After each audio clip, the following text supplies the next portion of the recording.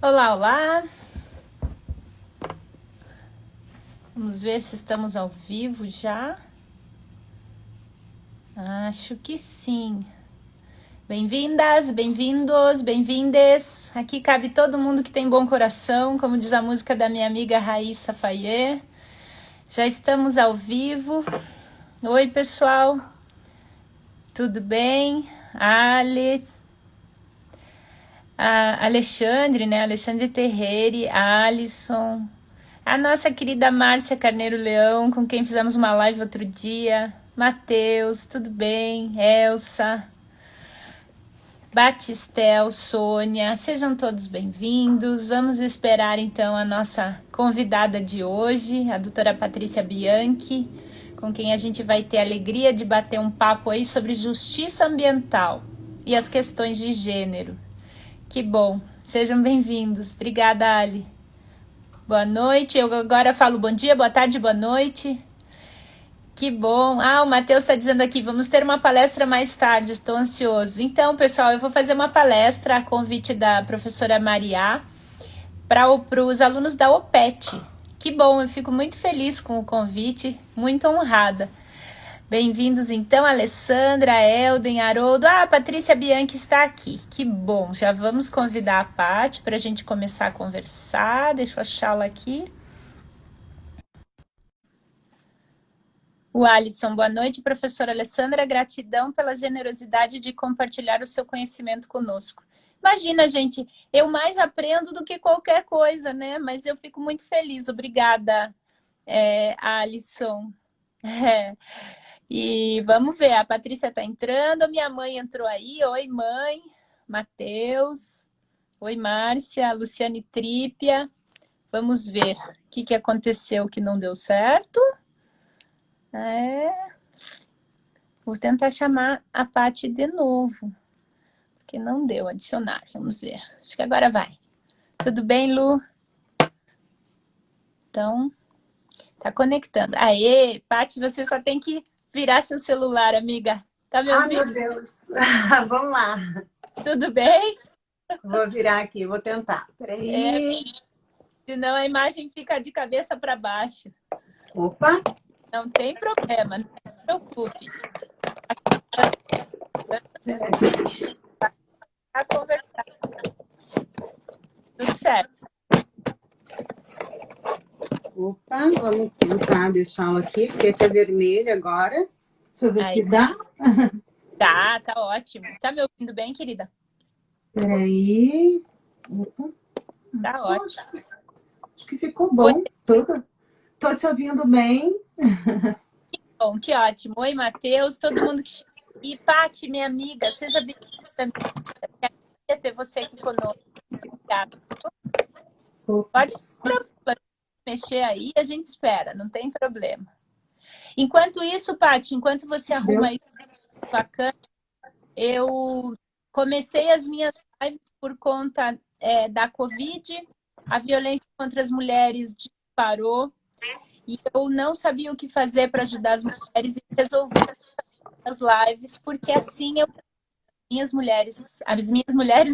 amigas mulheres que são protagonistas em suas áreas de atuação, para compartilhar o conhecimento e com isso a gente empoderar cada vez mais as mulheres. E é por esse motivo que você está aqui, porque você é uma das mulheres poderosas que eu conheço. E, infelizmente, eu sempre deixo registrado o número de mortos pela Covid. Hoje, dia 5 de agosto, nós temos 96.326 mortes. E é muito triste, não são só números. Então, eu sempre deixo registrados os meus sentimentos em relação a todas as vítimas.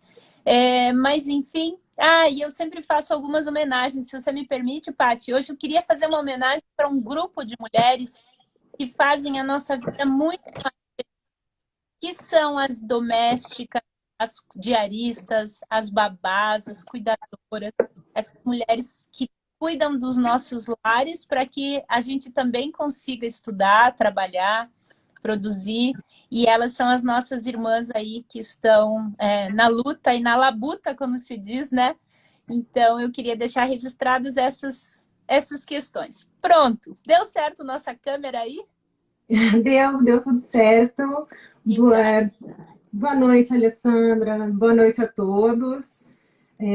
Eu gostaria de dizer que eu fico muito honrada pelo convite, não só pelo sucesso, né, que os seus eventos estão fazendo, das pessoas que estão comparecendo e contribuindo para a temática, mas também porque, para quem não sabe, a Alessandra ela é extremamente querida, não só no âmbito acadêmico, né, e reconhecida pela competência, por ser uma pessoa extremamente delicada, mas também fora, né, do âmbito acadêmico. Então, eu fiquei muito feliz quando fui convidada para estar aqui contigo hoje nesse bate-papo.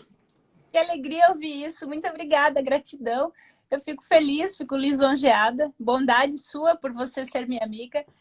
Mas estamos aqui para aprender juntas, para compartilhar o conhecimento, para empoderar cada vez mais as mulheres, né, Paty? E esse tema, a gente vê, existe muita desigualdade de gênero no Brasil, né? A gente vê a própria questão política, é assim, nós somos 54% da população e menos de 15% das mulheres exercendo cargos políticos. Mas não só nesse ponto, né, em vários outros pontos da atuação da sociedade. Daí, se você quiser, então, a gente pode começar a conversar. E eu gostaria de lhe perguntar, assim, se você acha que isso é uma eventualidade ou se esse é um padrão cultural que a gente precisa lutar para combater, né? E aí, pessoal, quem está chegando aí, quiser deixar seus comentários, muita gente chegando, dando oi. Obrigada a todos e todas que estão aí. Paty, e aí, essa desigualdade toda, ela é cultural, um padrão cultural, ou é uma mera eventualidade? O que a gente pode falar sobre isso, por favor? Bom, eu vou tentar desenvolver um raciocínio aqui, porque ainda hoje essa é uma questão complexa no âmbito da nossa sociedade. Ela não é complexa só para homens, né, em termos de aceitação, mas mesmo para as mulheres. Então, eu acho que a gente precisa ter alguns dados para saber com o que a gente está lidando. E a desigualdade entre mulheres e homens, hoje, elas estampam muitos relatórios e trabalhos no que tange as pesquisas relacionadas a gênero. Elas não estão tão, assim, vistas nos jornais cotidianos, apenas quando existe, assim, uma violência, e normalmente uma violência física contra a mulher. Né? Mas se você for um pouquinho, assim, nos relatórios do IPEA, do IBGE, da ONU, enfim, do Oxfam, a gente começa a perceber realmente que tipo de desigualdade que nós convivemos. Então, a desigualdade de gênero, ela não é uma novidade. Tampouco ela se apresenta como uma marca exclusiva do mundo contemporâneo.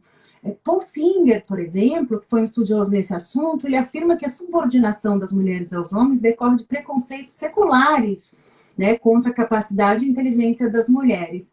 Ele fala que, por exemplo, que as tradições, frequentemente alicerçadas em normas religiosas, destinam mulheres às atividades domésticas, ao passo que os homens, supostamente mais aptos, né, caberia a subsistência da família.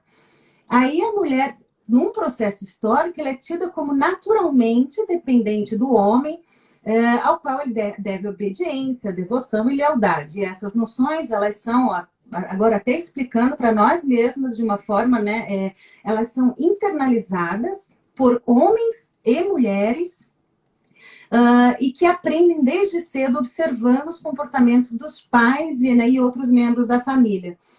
O fato é que ainda hoje homens e mulheres, eles não formam, né, grupos homogêneos, e aí eu começo a responder a pergunta da professora Alessandra. Né? Para melhor entender suas dinâmicas, então, é importante analisar a interação com outras dimensões, grupos e categorias. Por exemplo, verificar a questão da idade, religião, escolaridade, etnia, status de cidadania, assim como mulheres ou homens que vivem em áreas urbanas ou rurais, né, que são intersecções que influenciam na análise de gênero e devem ser contrapostas sempre que for analisar situações relativas a esse tema. Agora, só trazendo alguns dados, né, para essa questão, o documento Retrato das Desigualdades de Raça, do Instituto de Geografia e Estatística do IBGE, revelou que as mulheres trabalham em média 7,5 horas a mais que os homens por semana. Né? No que tange às atividades não remuneradas, mais de 90% das mulheres declararam realizar atividades domésticas né, proporção que se manteve quase inalterada ao longo de 20 anos, assim como os homens, em torno de 50% apenas. Esse é um dado de 2017, extremamente recente. E nesse ponto, cabe chamar atenção para uma coisa que nós todas sabemos, que não estão envolvidas a questão daquelas atividades domésticas pós-trabalho remunerado. Então, quer dizer, nós realizamos inclusive uma dupla jornada, quando não uma tripla, né, jornada. E com relação ao rendimento percebido, também a questão é extremamente díspare, né? Então, homens brancos continuam com os melhores rendimentos, essa é uma pesquisa, então, do IPEA, seguidos de mulheres brancas, homens negros e, por fim, as mulheres negras, que estão na ponta. Isso apesar de que, proporcionalmente, o rendimento das mulheres negras tenha sido se elevado nos últimos anos. Ainda assim, a diferença é gritante e sem explicação. E isso para comparar a mesma função, né? Porque às vezes as pessoas dizem assim, ah, isso é mimimi, não é bem assim. Mas não, as pesquisas se dão comparando as mesmas profissões, né? Isso. E mesma escolaridade e mesma função. E a gente perde, Alessandra, para países assim, em desenvolvimento, outros países, por exemplo, como México, em alguns índices com Chile, então vários outros países. Então nós estamos realmente não na vanguarda, né? Nós estamos na retaguarda dessas questões. E só para finalizar, então, mais alguns números, no que concerne a participação das mulheres, por exemplo, em cargos gerenciais. E quando eu falo em cargos gerenciais, eu falo em cargos de liderança no setor público, como, por exemplo, diretoras, né, ou no setor privado, diretorias, gerências privadas. No Brasil, em 2016, e essa é uma pesquisa do IBGE, 60% dos cargos gerenciais eram ocupados por homens, e 39% ou 40% por mulheres. Além disso, a desigualdade entre mulheres pretas e pardas e homens pretos e pardos era maior do que entre mulheres brancas e homens brancos. E só para finalizar aqui, então, né, a tua pergunta, né, esse breve contexto aqui sobre gênero revela que, apesar de as mulheres formarem mais da metade, como tu tinha falado inicialmente, né, mais da metade da população brasileira, ainda são pouco representadas, estão sujeitas a uma série de limitações em termos de oportunidades e acessos, e daí a necessidade de criação e implementação de políticas públicas com o propósito de se alterar essas desigualdades, né, caminhando para a construção de uma sociedade um pouco mais justa, né, nesse âmbito. E aí, para finalizar mesmo, para falar da questão do padrão, se é algo aleatório, não, é importante ressaltar que esses exemplos, eles não são aleatórios, né, mas representam um padrão que também será repetido quando a gente aborda a questão mulheres e meio ambiente, que é o nosso tema de hoje. Sim. São dados que revelam o quanto a análise de gênero ela é determinante para o aprimoramento do cenário democrático brasileiro, né? Além da necessidade de se avaliar o caminho a percorrer para uma pretensa evolução político-cultural com relação ao tema. Então, eu acho que nós temos muito que caminhar ainda, muito que refletir, muito que discutir nesse âmbito. Sim, até mesmo para mudar questões que possam ser consideradas padrões culturais, como você bem falou, né? Ainda que seja um padrão cultural, a cultura é viva. E nós, mulheres, temos que nos unir para mudar essas questões de que são muito desiguais e muito injustas. Não há o que justifique, não há. E aqui, Paty, eu costumo dizer, quando a gente começou a unir dois movimentos que andavam em paralelo, o feminismo e o ambientalismo, né? Então a gente tem aí o ecoambientalismo surgindo, não surge agora, mas assim, um ecoambientalismo que tem ganhado força, né? E eu costumo dizer e gosto de frisar, quando a gente fala em valorização do feminino, nós não estamos falando em desvalorizar o masculino. Não é uma luta de nós contra eles, muito pelo contrário, né? É uma ideia realmente de nos unirmos para que haja justiça realmente, né? Que é o tema aqui da nossa conversa. Gente, muita gente entrou aqui, muita gente mandando oi.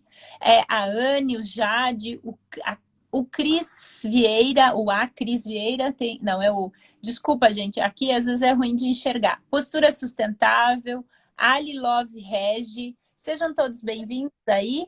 E, Paty, me fala uma coisa.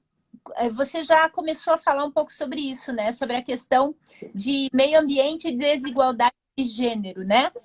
Qual que é o diagnóstico atual no Brasil e, assim, quais são as perspectivas sobre esse tema da questão ambiental e de gênero no nosso país especificamente?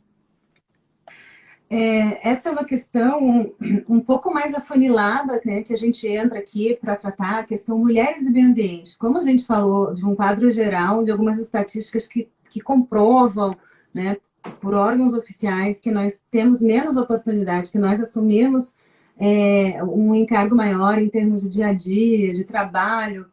Em termos de meio ambiente, também tem uma pesquisa no IBGE que fala, por exemplo, que a mulher ela vive numa pobreza maior aqui no Brasil, né? E essa questão, nos países de desenvolvimento, é algo realmente mais forte. Com relação às mulheres na agricultura, quando a gente pensa em meio ambiente, isso está muito, muito próximo da questão da agricultura.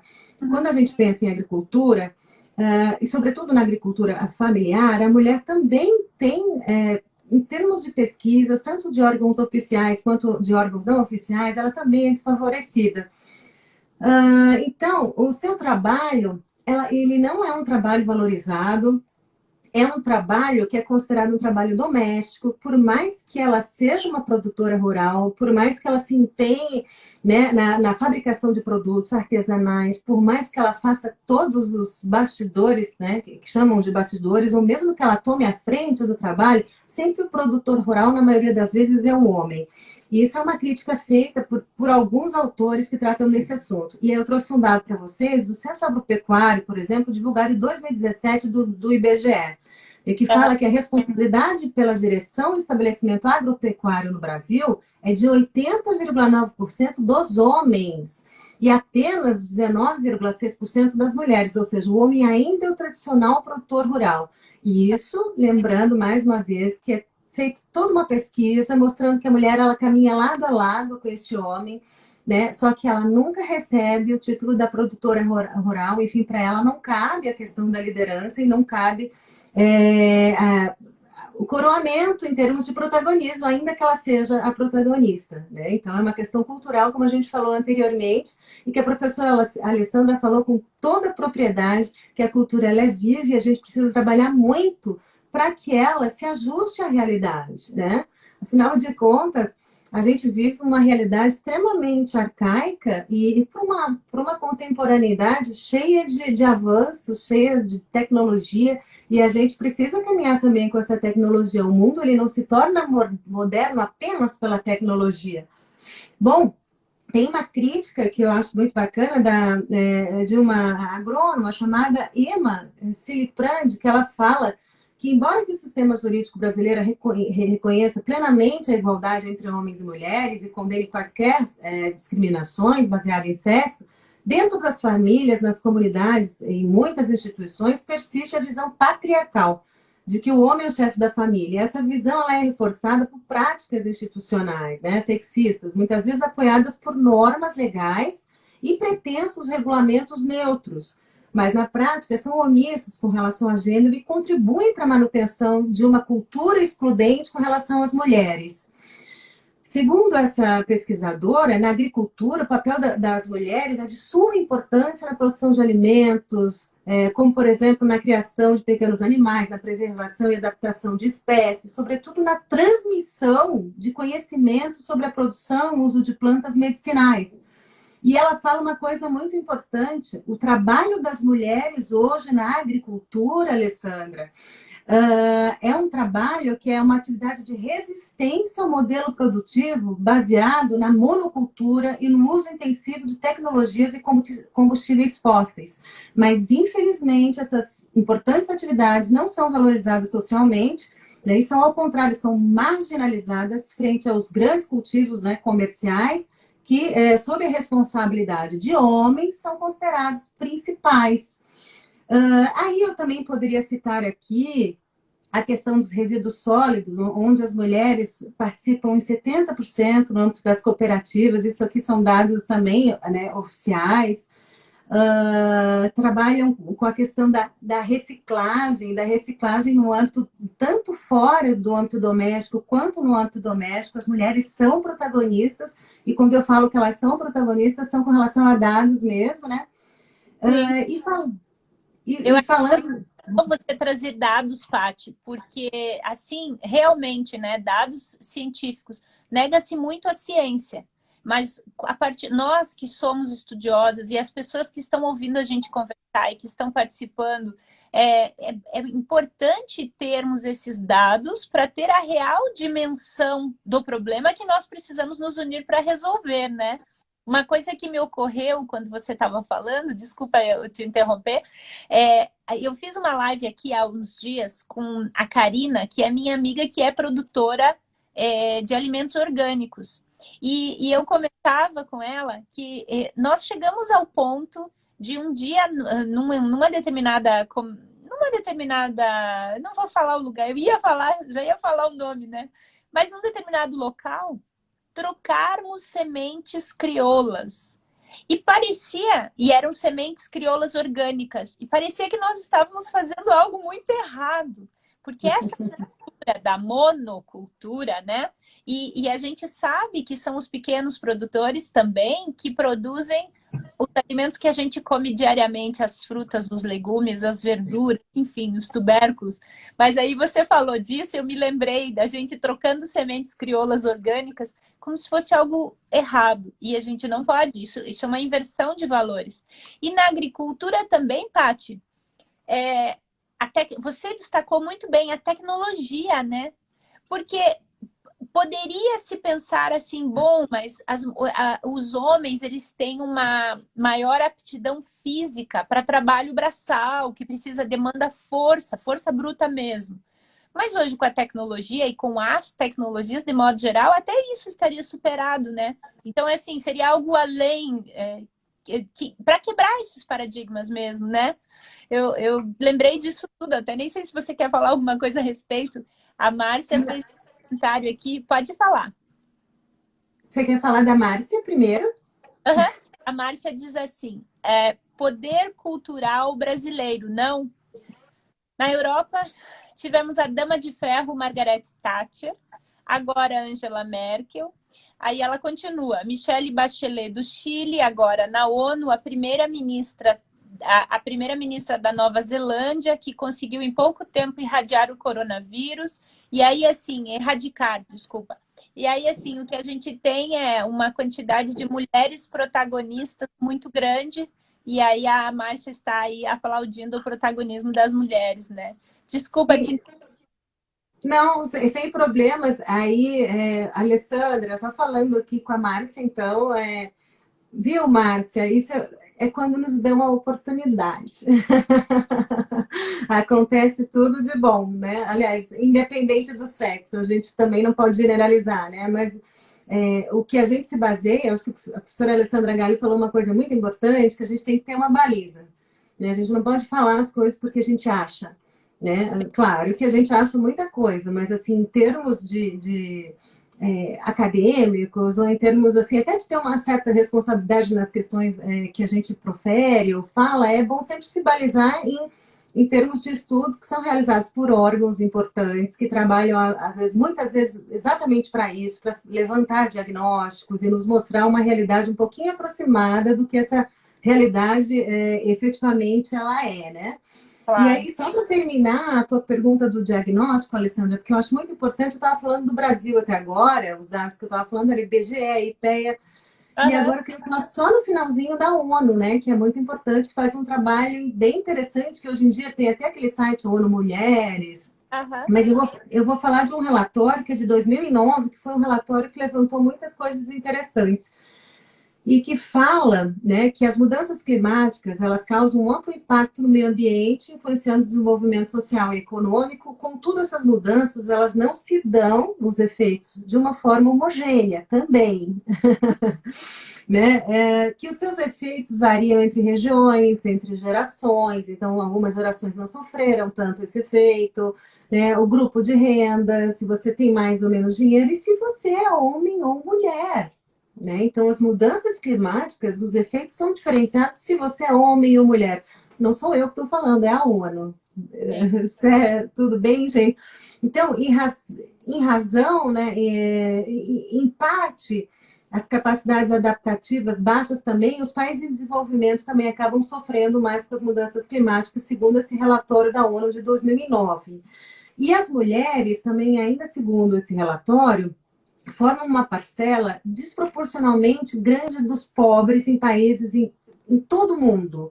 E nas áreas rurais dos países de desenvolvimento, elas são altamente dependentes dos recursos naturais locais, e a alteração climática atinge muito esses recursos, então elas enfrentam, segundo a ONU, desvantagens históricas que incluem, além de toda a questão do trabalho no rural, né, também o acesso limitado à tomada de decisões, como a gente falou anteriormente.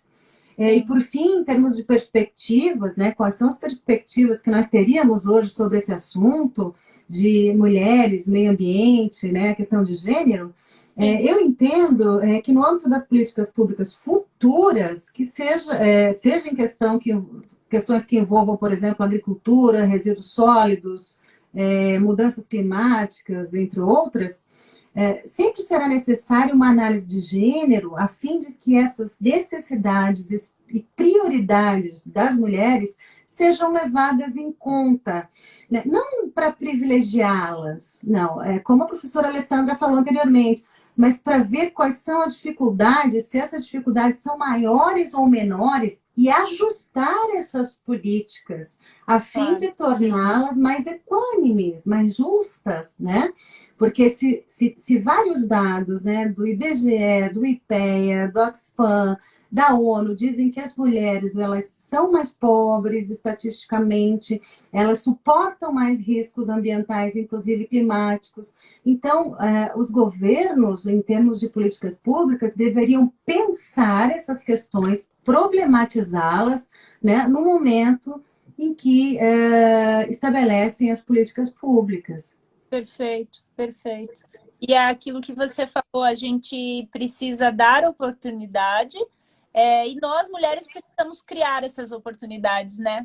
Eu penso que a sororidade, esse apoio mútuo das mulheres, é o que vai fazer com que a gente vença, rompa essas barreiras. A Márcia comentou aqui, é verdade. E elas são competentes, né? É isso mesmo, porque não é você querer forçar uma situação, é por questão de capacidade, sim, mas também de oportunidade, porque por vezes é muito difícil as mulheres conseguirem atingir esses cargos, essas funções, enfim, que a nossa professora Patrícia, desculpa, que a nossa professora Patrícia falou e que a Márcia aqui também comentou, né? E, Paty, aí dentro desse contexto, né, o que seria, como que a gente explicaria o que vem a ser a chamada justiça ambiental e como as mulheres elas entrariam ou estariam inseridas nessa questão da justiça ambiental? Então, a justiça ambiental foi uma constatação do que a gente estava falando mais ou menos até agora, mas é uma constatação de que as mulheres, por serem mulheres, elas assumem riscos maiores do que os homens. Isso falando estatisticamente. E elas também têm menos acesso aos bens ambientais do que os homens. Então, chamaram isso de injustiça ambiental.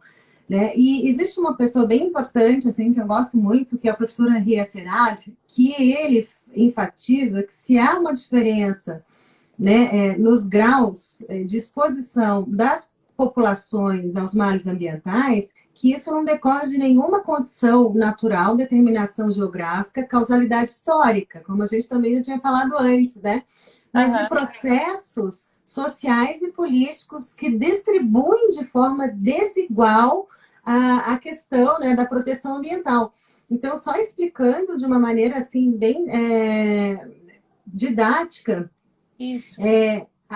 As pessoas, por características determinadas, como, por exemplo, as pessoas mais pobres, ou as pessoas porque são mulheres, ou por uma questão de etnia ou de raça, enfim, elas são desfavorecidas, né? Mas não são desfavorecidas, segundo o professor Henri, né, por uma questão natural, né? Não é algo natural, é algo que foi produzido socialmente. E tem uma autora que ela fala da justiça ambiental de uma forma muito bacana, assim, né? E muito didática também, que é a Karen Bell. Essa pesquisadora, ela fala que a justiça ambiental ela pode ser definida como a realização de um ambiente saudável para todos, igualdade de acesso a bens ambientais, igualdade de proteção contra os danos ambientais, igualdade de acesso à informação ambiental, né, e participação igualitária na tomada de decisão ambiental. Então, para haver a justiça ambiental, precisa envolver igualdade de informação, igualdade, né, de tomada de decisão, de oportunidade para tomada de decisão, e um ambiente saudável para todos. E igualdade no acesso aos recursos naturais mesmo, né? A gente vê muito isso na questão da água, né? E aqui nas lives que a gente conversou, várias amigas já destacaram, né?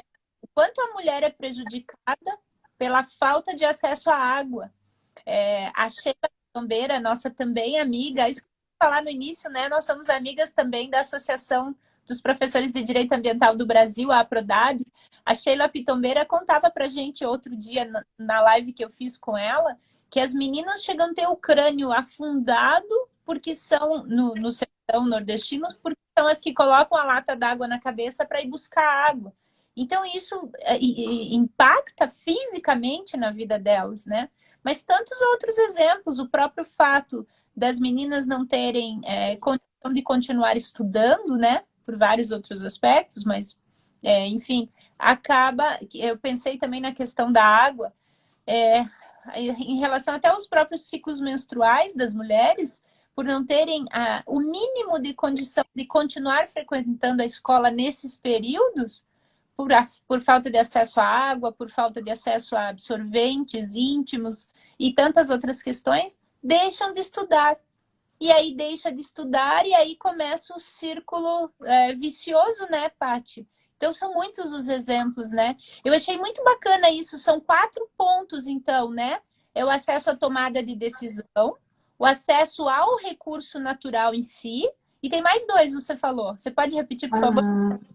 Com relação ao acesso aos bens, a proteção contra os danos, né, uma política pública que proteja efetivamente, igualdade de acesso à informação e participação igualitária com relação à tomada de decisão ambiental. Legal, legal. Que é o que as nossas agricultoras não têm, né, hoje. Sim, sim. E assim, tem toda uma questão que eu acho que não vale a pena a gente entrar aqui agora, né, Alessandra? Mas para quem for procurar depois, que é um processo típico do capitalismo e do patriarcado, né? Que a gente vem com essa cultura. Então, entendido, por exemplo, o patriarcado como um sistema social onde o homem mantém o seu poder e privilégio em termos de liderança política, autoridade moral e controle de propriedades e chefias de família, isso há muito tempo. Né? Então, isso assim, é algo que está muito naturalizado na gente, naturalizado, inclusive, mesmo nas gerações mais novas. E essas questões de gênero, elas são pré-determinadas, são construídas histórica e socialmente, né? E eu acho importante uma coisa que essa estudiosa, essa pesquisadora, a Karen Bell, ela fala, que a injustiça ambiental, ou essa questão, essa desigualdade experimentada, né, pelas mulheres, é um ataque ao bem-estar psicológico, físico, econômico, social das mulheres. Né, e que a exploração das mulheres no trabalho, em casa, a divisão sexual do trabalho, né, ou seja, a mulher cuida da casa e o homem sai para prover, né, o alimento, né? E a desvalorização das mulheres na sociedade restringe suas escolhas e mina sua capacidade de moldar a sociedade de acordo com as suas necessidades, com os seus desejos. né? Ou seja, nós somos limitadas de uma forma, de outra, e de outra, e de outra, e de outra. E só para finalizar mesmo, assim, essa tua questão, né, que se deveria adotar uma visão baseada não na semelhança, como tu falaste, a gente não quer ser igual aos homens, assim, no sentido de ser masculino, né?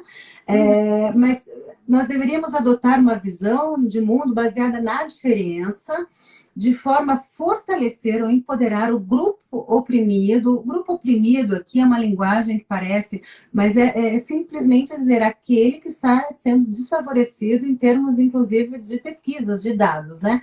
Sendo Sim. de suma importância que as estratégias ambientais devam incorporar a sua praxis, a relação opressor-oprimido, né? Problematizando as questões, as amarras sociais, desculpa, que as originaram, né, num processo de valorização da participação feminina em termos reais, conferindo eficácia, Alessandra, ao menos dos direitos já conquistados. Porque a gente sabe que Sim. assim, tem vários grupos feministas reivindicando direitos e tudo mais, mas assim, se nós pelo menos conseguimos fazer com que aquele artigo da Constituição que fala que não existe discriminação de raça, de gênero, de cor, se aquilo ali fosse válido, o que já existe fosse válido, nós já estaríamos muito bem. Né? Muito bem. Eu acho que é uma questão de eficácia de norma jurídica também. Claro, claro. Até porque a Constituição garante que todos são iguais perante a lei. Então, essa premissa básica. Mas também as políticas afirmativas podem ser tratadas aqui, né, Paty? No sentido de que, como você falou, precisamos efetivar estes direitos, né? Então, é preciso que se tomem medidas positivas e propositivas para se colocar em prática o princípio maior, que é o da igualdade, né? Afinal de contas, homens e mulheres têm plenas capacidades de fazer o que quiser, mas desde que haja realmente oportunidades e condições equânimes para isso, né? É muito importante. E ainda uma outra questão que você comentou comigo, que existem agora dois termos novos aí que estão relacionados com a questão da justiça ambiental, que é a interseccionalidade e a transversalização, né? Nossa, que palavrões. Vamos, por favor, para Eu mim. vou, Alê, eu vou tentar dissecar aqui muito, muito rapidamente, mas eu até toquei no assunto contigo anteriormente, porque são assuntos extremamente recentes e são importantes, assim, em termos de políticas públicas. Na verdade, eu não vou nem olhar aqui, eu vou falar para ti, assim, Ótimo. bem, de Vamos. uma forma bem Uhum. simples, o que é. Por exemplo, a interseccionalidade aqui, por exemplo, quando você vai tratar da questão ambiental e de quem está sofrendo um efeito ou outro efeito, Uhum. você tem que ver quais são as características dessa pessoa ou por que ela está sofrendo mais ou menos efeitos. E se descobriu, por exemplo, que as pessoas pobres e negras são o fim né, da cadeia. Né? E eles acabam tendo um impacto muito maior com relação a questões ambientais e outras questões também.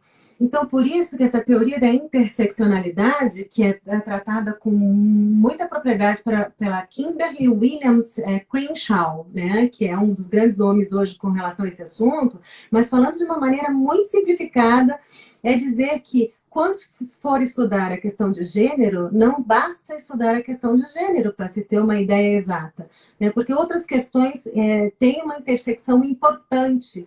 Né? Não se pode tratar, por exemplo, um dos exemplos da Kimberly, é que uma mulher negra é como se fosse uma mulher branca, porque o fardo dela é muito maior. Só Ah, pelo fato da cor da pele. sim. Ou então não se pode tratar uma mulher de classe média da mesma forma que uma mulher pobre, porque o fardo dela é muito maior, então a política tem que ser diferenciada. Sim, E a, sim. e a questão da transversalização de gênero é uma questão que veio aí do exterior, veio lá da ONU, né, de uma grande convenção, que foi a quarta Conferência Mundial sobre as Mulheres, em 1995, em Beijing. E que é muito parecido com isso também, e que fala que as questões de gênero e as questões relacionadas a você ser uma mulher ou um homem precisam ser levadas em conta, e aqui é muito mais específico com relação ao gênero propriamente dito, precisam ser levadas em conta quando se fala de questões ambientais. Então, Ale, desde 95, que os mais de 190 estados da ONU assinaram um documento como uma ação global, admitindo que homens e mulheres são tratados de forma, eu acho que a gente, assim, muita gente não deve nem saber disso, né? São tratados de forma diferenciada, recebem impactos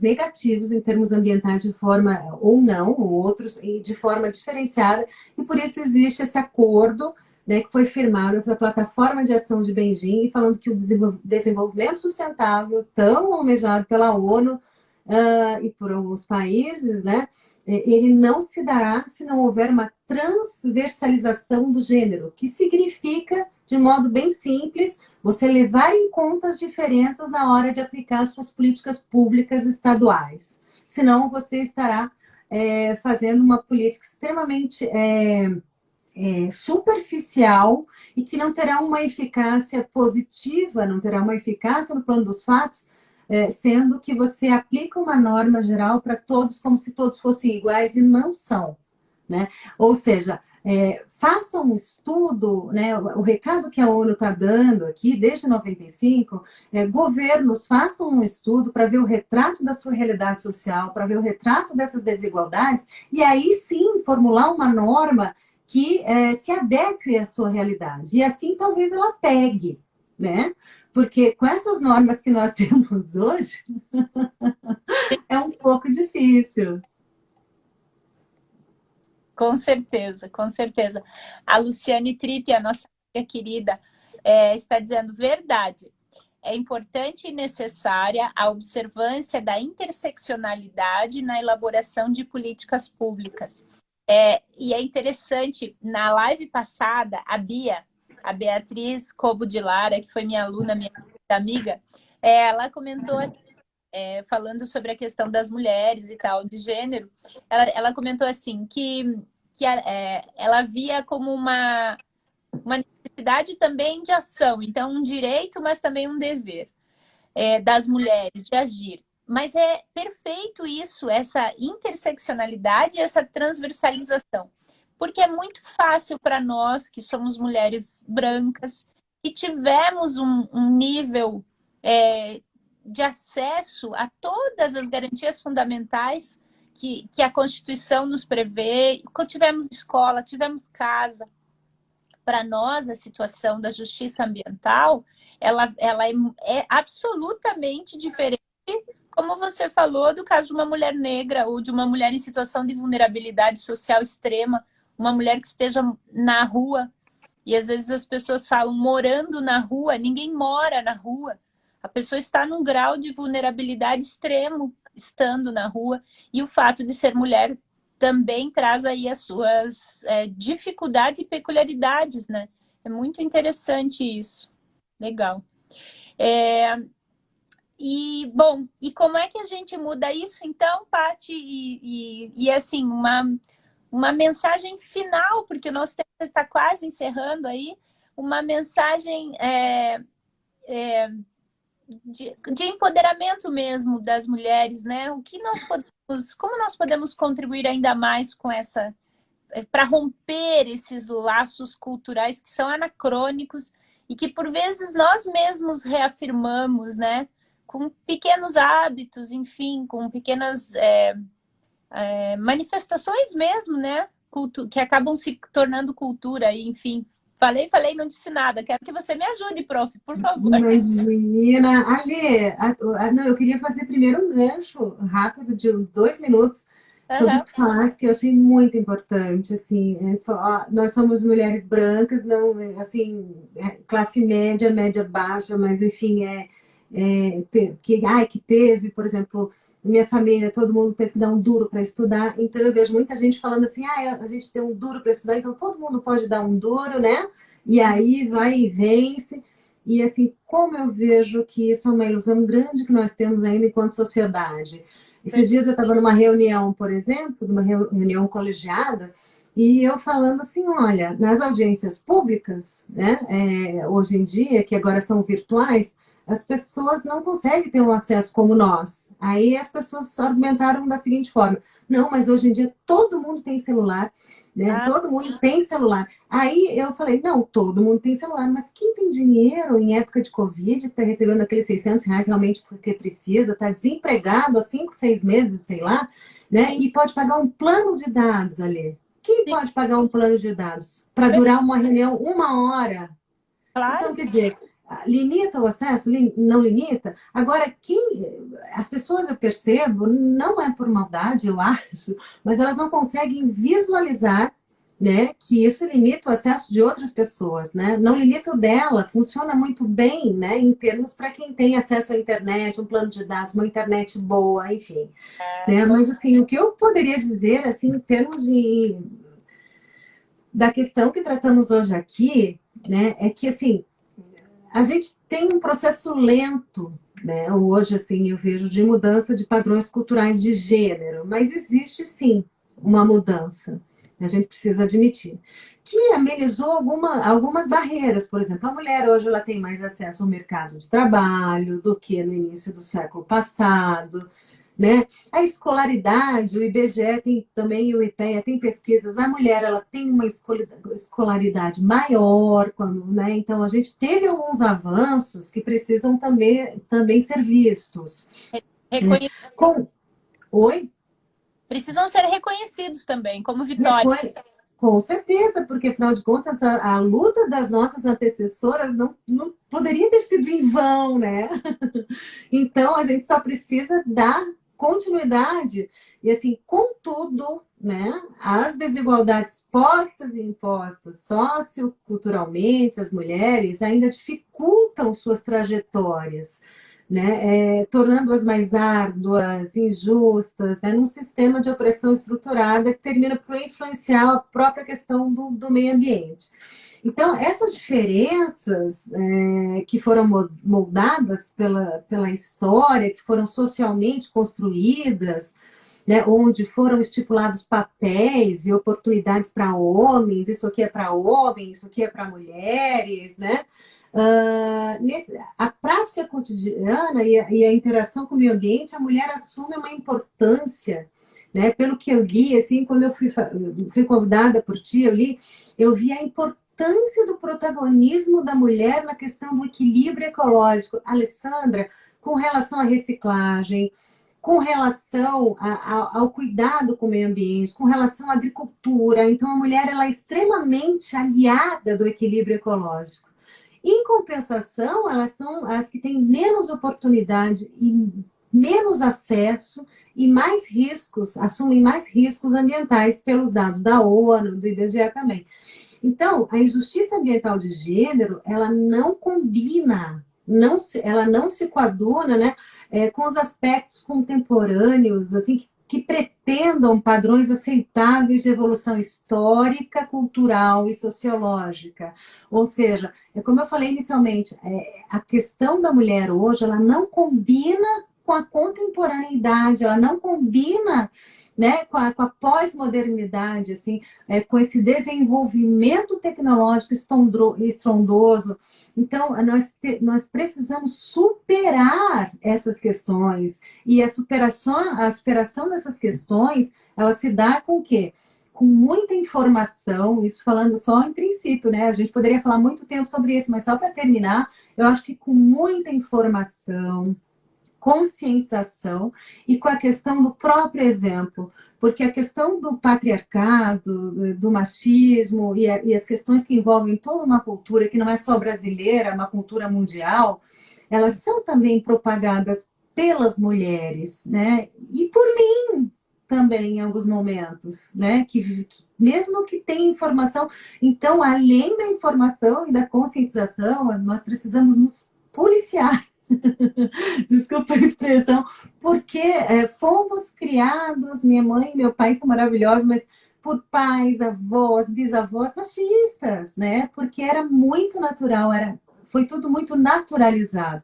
E hoje a gente percebe que isso não é necessário, não é. O mundo vai ficar muito melhor, né? Com menos desigualdade, com mais oportunidade, né? E com mais esclarecimentos. Assim, eu acredito muito nisso. Então, essa mensagem que eu gostaria de dizer, sem tentar desvendar nada, né? Mas assim, uma impressão que eu acho que falta muita informação, muita conscientização, né? E muito policiamento. Sabe que você falando isso me lembra da nossa amiga Eliane Moreira, com quem eu fiz uma live aqui também, que ela disse assim, as nossas avós nos deram o voto, as nossas mães... Não, a frase não é da Eliane, eu tô misturando as estações, mas tem uma frase que diz, as nossas avós nos deram o voto, as nossas mães nos deram o divórcio. E aí a Eliane Moreira diz assim, e nós, a nossa geração, aprendeu que a gente não precisa competir. Então, isso que você está dizendo, que a gente também precisa se policiar, porque a gente entra na lógica ilógica, irracional da competição, que tem muito dessa coisa tóxica mesmo, a gente precisa se policiar realmente para a gente admirar as mulheres, valorizar em tudo, ver beleza no modo de se vestir, no batom que usa, na roupa, enfim. E aí é o que a Luciane está falando aqui para a gente, a própria sororidade, né? A Luciane está dizendo assim, por questão de sororidade e empatia, nós mulheres temos que lembrar dessas especificidades que atingem as mulheres. Fantástico este debate dado hoje aqui. Parabéns para ambas, para mim e para você. A Anne também está dando os parabéns a Bia e a Alê pela live. O Cris Vieira está dando oi também. E eu penso que assim, com essa mensagem a gente cumpre aí o nosso objetivo de falar sobre justiça ambiental e as mulheres e deixando realmente essa ideia de sororidade, de empatia. E eu penso que a empatia aqui é talvez o melhor resumo de tudo, que não é só uma questão de gênero, é empatia pelo outro, seja o outro quem for. Mas em especial pelas mulheres, né? Em especial pelas mulheres que sofrem essas justiças ambientais aí tão severas. Tati, é isso. Você quer falar mais alguma coisa, minha amiga? Nós temos mais alguns minutinhos. Bom, eu só quero te agradecer, né? Foi muito agradável essa hora passar aqui contigo. Eu já sabia disso, né? Na hora que eu aceitei, eu pensei, nossa, vai ser muito agradável estar com a Alessandra, porque, enfim, o assunto é muito importante, né? E a Alessandra conhece, ela é muito delicada, muito sensível com relação a esses assuntos. Então, assim, só tenho a agradecer. Obrigada para ti, obrigada pelo convite, profundamente. Obrigada a todos que nos assistiram, né, e participaram também de alguma forma desse debate. Que bom, isso. Obrigada a todos e todas. E que bom, então, Tati, muito obrigada. Daqui uns dias, na nossa próxima live, eu ia falar na semana que vem, porque ultimamente eu ando perdida com os dias da semana, mas não é esta semana, no domingo. Eu vou conversar com a Glaucia, também é uma querida amiga, super, ultra, mega presente, sobre as questões de design e do feminino e da cultura de desenvolvimento sustentável, um bate-papo que eu tenho certeza que também será muito prazeroso. Então, minha gratidão, agradeço muito, parabéns pelo seu trabalho, parabéns por toda a produção intelectual e pelas lutas, né, pelas atividades reais. Vamos empoderar aí cada vez mais as mulheres. Obrigada, Pati. Um beijo grande. Beijo a todos e até a próxima. Valeu. Obrigada. Obrigada. Beijo. Tchau, tchau.